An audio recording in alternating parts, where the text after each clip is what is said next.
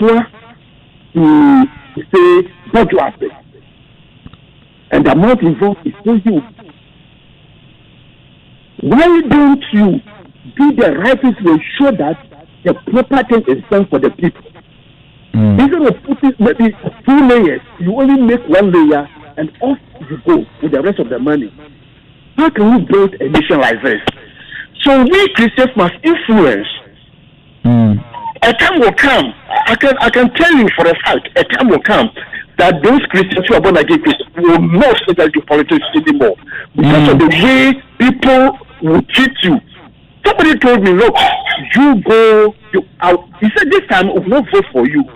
Go and do your pastoral work, and we are going to do politics. But if I remember very well, the words of one of my lecturers at the university, the political science department at the University of Winneba, he told the class that politics is not for charlatans. It is not for thieves. It is not for people who want to amass wealth for themselves to the detriment of the population. Right. This is my heart desire, that we should allow Christ, we should make Christ known, ensure that any developmental activity that we are entrusted to execute, we do it to the best of our ability and to the glory of God. Okay. So what did we bring into the world, and what are we taking back? Why are we preferring? Why are we taking money that belongs to the people to enrich ourselves? Okay. The Bible says, if you have what we can eat, if you have food that we eat, if you have clothes, then why worry again? Naked we came, and naked we shall go back. These are some of the principles I portray, and people think I'm not a politician. So that's why I say I'm satisfied. So they say you should go and be your pastor, so they will do that. Yes. And I'm helping my church. Well, I'm a church elder, and I'm doing it. Right. Tell me something, and I'll begin this one with you. Then I'll let Reverend Ntimfojo come in. Do you think Christian politicians today, those of you who have actually ventured into it, there are the wannabes who are not there yet. I'm sure they are still, lacing their boots or trying and seeing whether they can actually do it or not. But you have been very, very courageous, and then you have entered into it. Do you think, the Christian politician today and your population, in the body politics today, have what it takes to bring about a change in the situation we have as at now, knowing very well, and both of us have agreed, or all of us have agreed over here, that the tension keeps rising every political season. Sometimes it's like we're going to tip over. I was here in 2008, and it was like this nation was actually tumbling over. And it was just the grace of God. We were also here in 2012, even in 2000. And, the list is endless. Today we're in 2020, and the things have begun to bubble again. Do you think Christian politicians today, as we speak, and your numbers, you have what it takes to make any change at all? Or we need something else? How what it takes to cause a change? But the first thing, what informs that to go to politics? Sorry, say it again. What I'm saying is that we didn't have what it takes to cause a change in our community or in this country. But the first thing what you can say is, what informs that Christian to go to politics? What is the main objective of this person?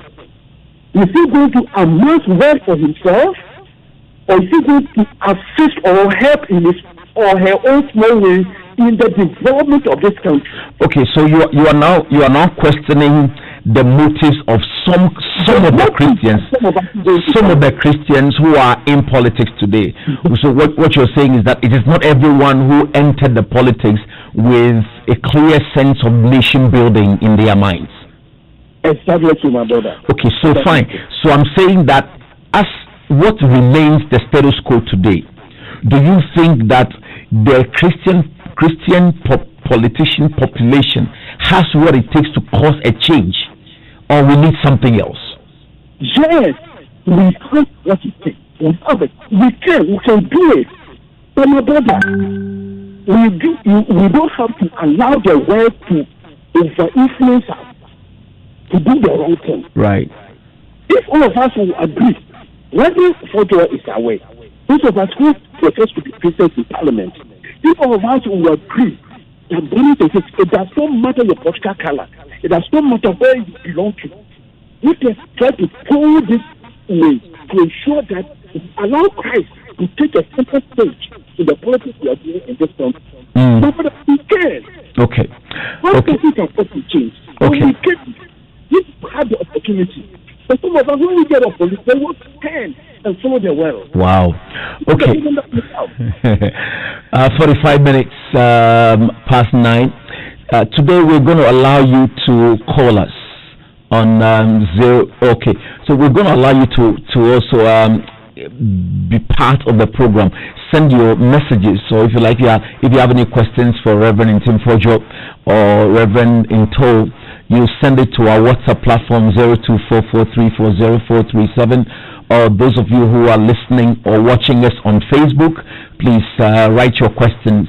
I'll put them through to my two guests. So, Reverend Jonathan Fojo, help me do this. I'm saying, considering the Christian politician population, as we have it right now, do you think we're able to cause a change? Do you have what it takes to cause a change in the present dispensation, or we need something else? It's a process. I do not think that the change is going to come overnight. But as Christians who are light to this world, I would throw a challenge that even as we find ourselves today, the various Christians that are seeking to represent their parties and their people at the various constituencies, the challenge that I'm throwing is that you must begin to brighten the corner where you are. It's a very popular pensar, brighten the corner where you are. You can't make a very big change at this point in time, but incrementally we can begin. And we can start from your constituency. If you're a parliamentary candidate seeking to run for office, if you're a candidate seeking to run for office as an assembly member, as a party secretary, as a party chairman, as a member of parliament, wherever constituency you find yourself, whichever electoral area you find yourself, you need to make a resolve, determination that you are going to play a role such that there's going to be fairness, there's going to be transparency, there's going to be competition without acrimonies, without violence, without strife, without confusion, and in all civility. That is a personal charge.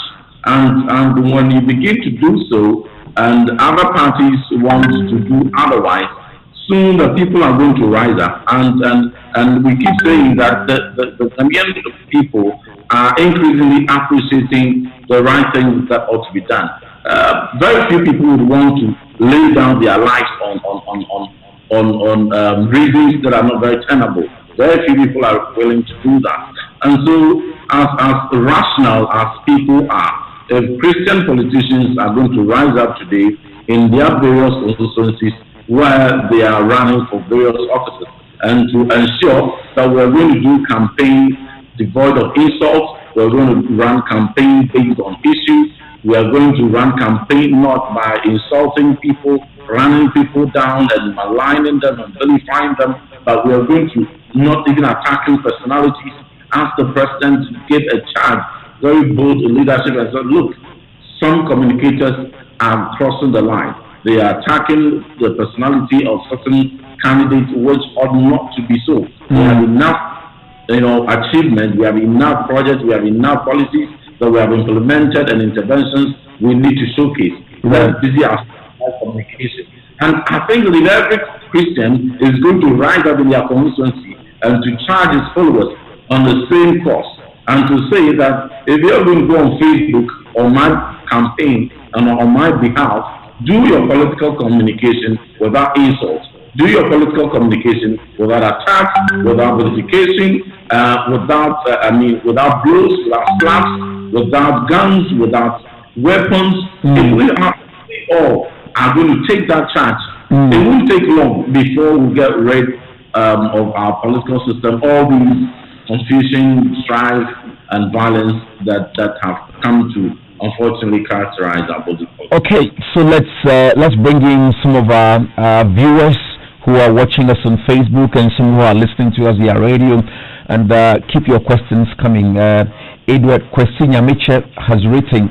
He says, "Why would you people sit in the same church, listen to the word of God, and pray together, but afterwards insult each other in the name of politics? There is something deeply wrong with that the church alone can't change." Thanks. I don't know what you mean by the church alone can't change. Okay, and he also added and said, one of the ways we can overcome this cancer in our politics is to digitize the registration and voting process to a large extent. Why should I spend a whole day to register? I become unproductive by the day. Well, he's proffering some suggestions there. I don't know what you both of you make of it. I think the first one has to do with how we're able to sit in the church and then still manage to insult ourselves as politicians and all that. But I think Reverend Timfojo, your point is very clear on that make a stern decision that the people who are communicating on your behalf do nothing unsavory. I mean, other than that, you show them the door, isn't it? Absolutely. You show them the door. And thank you very much. This is Paul Achu from Adenta. Please keep it short for me so I'm able to say, I believe God can use one person who is willing and ready to cause a change. The onus lies on the Christian who finds themselves in such position to maintain integrity and honesty no matter the circumstances. It is possible. You agreed on to. You agreed on to. We absolutely, I do agree, and it is a collective responsibility. We all must pick up our respective roles to play, and to ensure that we increase the participation of Christians, practicing ones in politics. I always share the view that many people have been put off from participating in politics and excused as if it's dirty. Reverend Abose, I wonder what aspect of life is so clean. There's politics everywhere, in schools, in the shops, even in churches, even in our homes. In our homes, in the banks, everywhere. So shying away from the public ones is only. From partisan politics is not enough excuse. Right. And trying to organize Christians that are already partisan politics will not solve the problem. So let us get involved. What I've also noticed is that of all the 7 mountains of influence, Christians have conveniently only occupied the religious mountain, and that seems to be the only mountain they seem so comfortable with. Neglecting the family mountain, the business mountain, the media mountain, the government mountain, business and other arts and such other very important pillars. And that is why I'm so glad when I see people like your good self, Reverend Abose, doing so well in media. Just as a shining example that if we have good Christians that are excelling and doing well in the media and occupying the media mountain, and we have good Christians occupying the business mountain, and we have good Christians, becoming professors and educationists and occupying the education mountain, we can gradually be encouraging ourselves to be taking up that responsibility and not neglecting the government mountain, which is one of the most crucial mountains, which has indelible and very significant effect on all other mountains and how they must run, even in particular the family mountain. Now we have people that are deciding for us how families must be, policies and laws across the world that are even deciding who can become a mom and a dad, and even saying the female can be a mom and a dad in the home, and the child see this as normal. So all these are influenced heavily by the people that occupy the government mountain. And so all the dirty politics that people have so perceived People that think they can make a change, let's get involved. Let's encourage. It might not be today, it might take a couple of decades, but gradually, if we stay the course, we're going to get to a point where there'll be significant inroads made in actually asserting the Christian principles and influencing how the partisan politics is done. Right.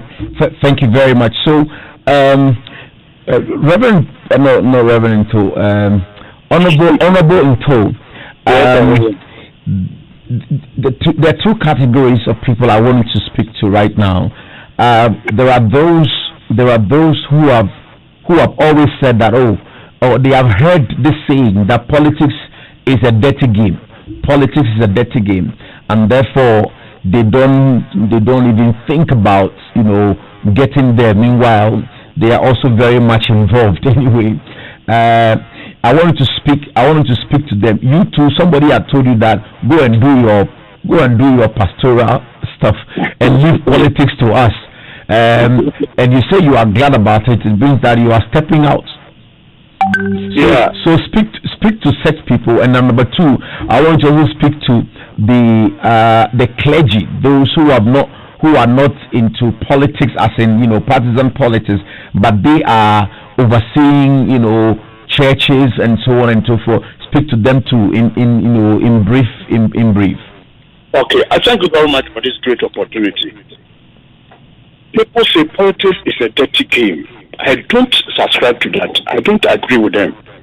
The politics is not dirty, but the people who are involved, some of the people that are involved, makes it dirty. Because me, when I was voted for, I told my constituents, I'm mingling my Christianity with the politics I'm doing. And therefore, there will be some time that those things you expect me to do, it won't happen. Because I must cause a change and also allow Christ to be glorified in my politics. You see, there is one secret in Parliament. Those of us who are Christians, we love each other. As I sit here, I'm an NDC man. Reverend Photo is an MPP. But may the good Lord forbid that I'll speak evil against him. Because I see him as one of me.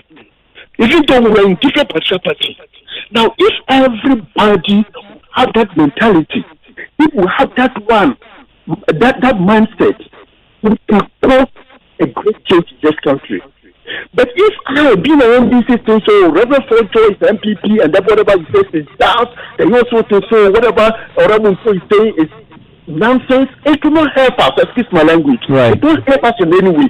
But we see ourselves as somebody or people from one family, that is Christ. And we want to portray the beauty of Jesus. We want to portray the goodness of Jesus Christ in the process that we do to ensure that this country, our country, must develop more than this. Remember that. You remember when Partisan was the president of this country. He went to the harbor, and then was very much influenced with the way our council officials were doing their work. Remember that if all of us will say that we are living solely on the salaries that we take, it will take years for one to put up maybe a 3-bedroom flat. But here we are, people who profess to be Christians, they enter into certain jobs, and because the job is so creative, instead of putting the money into the coffers of the country, they rather put it into their own pockets and arrange themselves. And these are the people that are respected in our churches. These are the people who are respected in our communities. These are the people see them that this man indeed has lived his life. So that somebody like me who have this mind, I am not interested in siphoning government funds or not government, but the funds that belong to the people into my own pocket. And then I became so rich and powerful in the community while people are wobbling in abject poverty. I think that cannot work in this country. So we can cause greater change in this country. If all of us, the mind that I have in me, my brother, I'm speaking from my heart. I see that. I'm not being hypocritical. I see that. I'm hypocritical. I see from that. My heart. If everybody will get this mind, I tell you, we can cause a change. And then people that think our politics is dirty. They should forget about politics being dirty. They themselves are dirty. Okay. If you're dirty, you think everything is dirty. If you are right, if you're righteous, you know everything is righteous. Right. Thank you very much. And our time is up, unfortunately. Reverend Jonathan Fojo, you've been with us for three good weeks, and we can't thank you enough. We appreciate you for being a part of our program. Forgive me. Uncle Ken is up next. It's 9 o'clock on the dot right now, and I've got to go. But quick takeaways is that Reverend Johnson Fojo have been very, very spot on, and he says that look, let everybody. It's a process, and trust the process. Do what you have to do. Rise up. Don't do it. And don't allow it, or don't sit down and allow other people to do when it comes to corruption and all that. And if people are communicating on your behalf and they are using insulting language and all that, be the one to curtail it and then stop people from doing it. The very, very important conversations we have had towards nation building. We want to say great God bless you, man of God, Honorable John Intim Fojo. He's member of parliament for Asin South, and we are also joined by Rev Honorable Into, also our wing constituency. The Lord bless you all. My name is Mike Niyabose. I did it for my brother Pastor Atowakwa. Right now, Uncle Glenn is next. God bless you all.